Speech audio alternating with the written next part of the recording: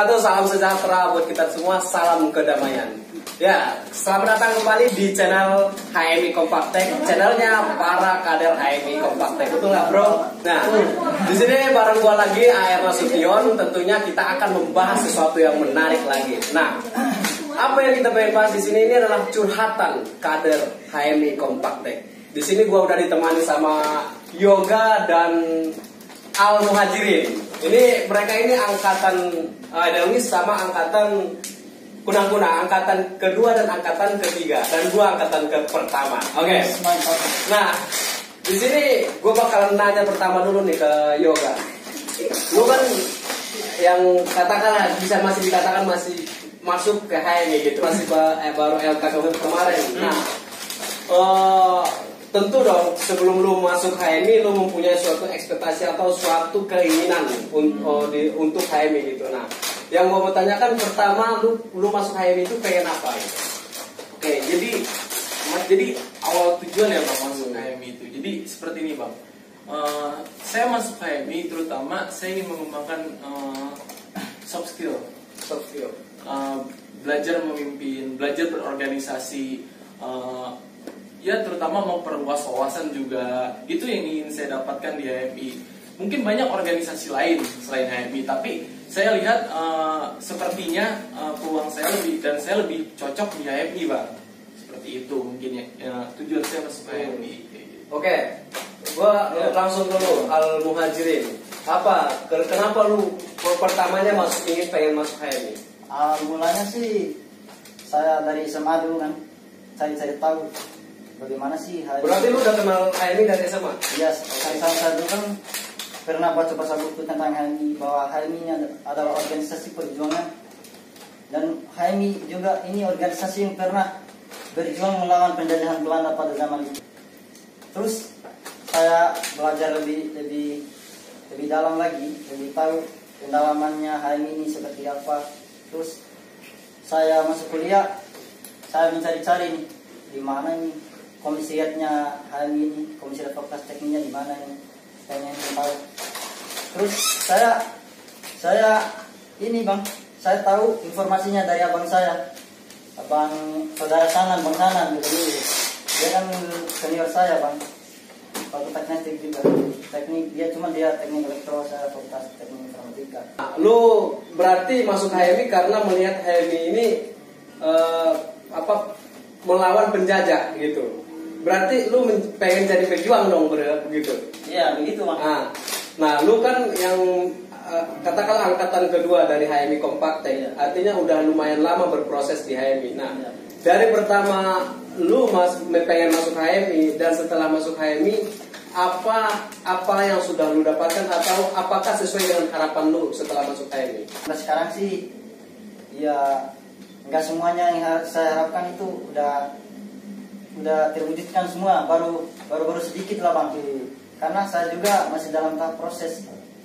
Nah, sekarang juga kan gue juga gini Bang, nggak selalu aktif di HMI, dan saya juga aktif di organisasi internal. Pokoknya saya sekarang belajar untuk membagi waktu, bagaimana cara belajar di organisasi eksternal itu HMI ini sendiri sebelum, dan bagaimana saya belajar di organisasi internal. Oke, tapi sebelum masuk HMI lu memandang HMI begini. Nah, setelah masuk HMI apakah sesuai dengan pandangan lu sebelum masuk HMI dan setelah masuk HMI?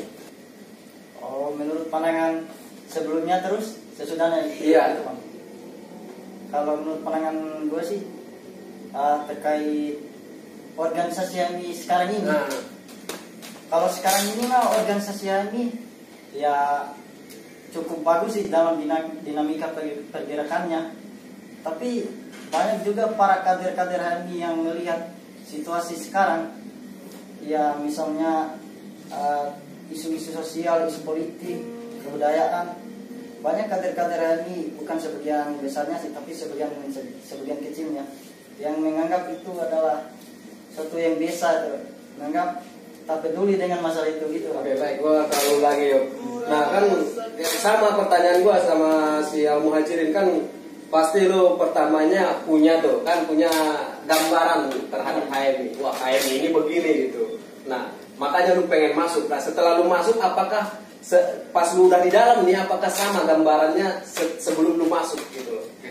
Jadi sebelum situ gini bang, gue masuk ke MI bukan gini bang, bukan gue dari dulu berorganisasi, bukan apa yang gue dapatkan di dalam organisasi, tapi sebisa mungkin gimana gue memberikan apa yang gue bisa ke organisasi seperti itu.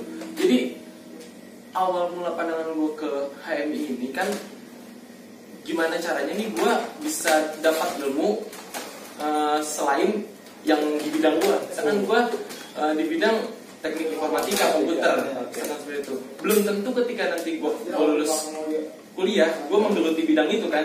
Nah di HMI ini gue tahu orangnya bermacam-macam, ada yang dari teknik elektro dan sebagainya. Gue ingin belajar ilmu-ilmu dari mereka dan alhamdulillah ketika gue masuk ke HMI Kompaktek itu gue dapatkan gitu bang. Gue bisa berdiskusi bahkan bukan soal keteknikan saja, gue bisa soal ekonomi, soal manajemen, soal akuntansi, gue bisa belajar di situ gitu bang. Dan soal misalkan di sini gue pengen bisa minat baca gue ditaikan, nah di sini bisa gue kembangkan di sini di HMI Kompaktek ini kayak gitu. Dan HMI Kompaktek ini pun memfasilitasi gitu hal itu. Ya itu kan sisi positif ya. Sisi negatif yang lu dapat setelah masuk HMI atau khususnya HMI Kompaktek ya apa? Mungkin gini ya bang, kalau sisi negatif sampai saat ini belum ada. Mungkin belum tahu kedepannya seperti apa, tapi ya mudah-mudahan sih nggak sampai gitu bang, nggak sampai negatifnya. Yang sesi berorganisasi ya saya paham paling ngatur waktunya gimana itu nanti ke depan kayak gitu bang. Kalau lu Muhajirin, Iya bang. apa yang sisi negatif yang lu lihat dari HMI Kompaktek? Apakah dia Kompaktek tidak memberikan apa yang lu mau gitu atau gimana? Dampak buruknya ya ada juga sih, misalnya senior lah yang ada misalnya kita memberikan sebuah pertanyaan ataupun argumen, ya ada yang menganggap bodo amat, ada yang tidak menanggapi. Siapa tuh seniornya? Bilang. Ya, ada juga yang peduli gitu bang. Dan terkait apa yang saya dapatkan di HMI ataupun apa yang saya inginkan di Kompaktek ini, saya tidak mengharapkan apa-apa, cuma saya ingin belajar aja di sini bang. Saya tidak membutuhkan apa yang diberikan oleh HMI Kompaktek. Terus saya ingin memberikan sesuatu kepada Kompaktek. Ini ya, sesuatu yang proses belajar aja yang ingin saya dapatkan di sini bang. Kan lu termasuk kader yang tidak aktif, ya kan? Betul. Lu setuju nggak gue bilang begitu? Setuju bang. Nah, apa sih yang membuat lu nggak mau aktif di Kompaktek? Lu bilang aja. Cuman kemarin sih masalah ini, misalnya datang ke sekret, kok nggak ada kegiatan ataupun diskusi. Makanya saya malas di sini bang. Tapi sekarang alhamdulillah udah ada agenda-agenda barunya nih, karena udah masuk angkatan baru ini. Makanya saya juga mengusahakan lah untuk selalu aktif di sekret ini bang. Lu berbalik dengan si Al Muhajirin ya. Nah, lu kan aktif tuh. Lu kenapa mau aktif, atau karena masih baru masuk ke HMI, atau ada yang nyaman diberikan HMI Kompaktek buat lu? Sebenarnya gini ya bang, ketika gue dikrar, di apa sih di LK itu atau di Makrab, gue punya rasa tanggung jawab di situ bang. Ketika gue tidak aktif, artinya gue mengingkari janji tersebut gitu bang. Maksudnya gini bang, kenapa akhirnya gue aktif? Ya gue ingin menghidupkan misalkan diskusinya, atau ya mungkin ngopi ngerokok atau gitaran, itu pun ada pelajaran yang bisa kita ambil di situ. Apakah hubungan emosional antar teman gitu, misalkan gue sama lo bangun hubungan emosionalnya kayak gitu. Mungkin itu bang lebih kepada ke situ. Jadi bukan ketika mau, jadi gini, diskusi nggak harus selalu formal gitu bang, nggak harus selalu formal. Kita datang ke sekret, 2, 3, 4 orang kita ngumpul jadi diskusi apa yang kita mau bahas gitu. Jadi tidak perlu selalunya formal gitu bang. Kita datang ke sekret walaupun nggak ada agenda, tapi tahu-tahu kita diskusi, itu pun ada pelajaran di situ bang. Mungkin seperti itu. Itu jadi nggak melulu berarti gua kesini kalau ada kegiatan doang, nggak kayak gitu. Ketika gua kesini, gua pengen ada yang gua diskusiin, gua diskusiin gitu bang. Gitu. Menarik sih yang lu bilang bahwa berarti artinya lu mau bilang itu semua tergantung dari kesadaran kita. Apa yang mau kita berikan terhadap Kompaktek itu gitu. Itu kan mempunyai apa?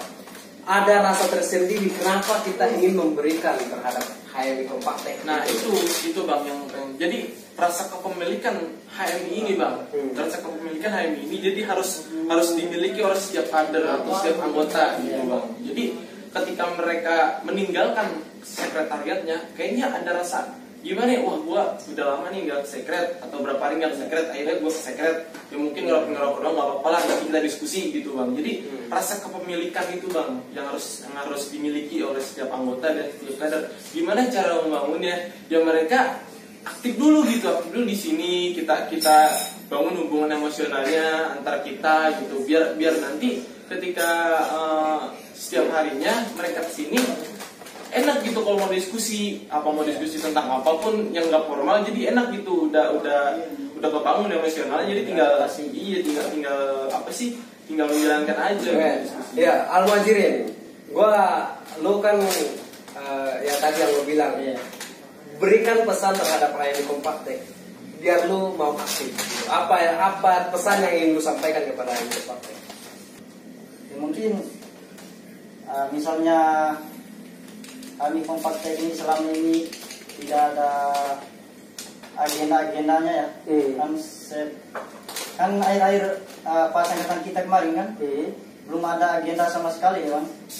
Baru angkatan ini ya mulai banyak agenda yang kita siapkan.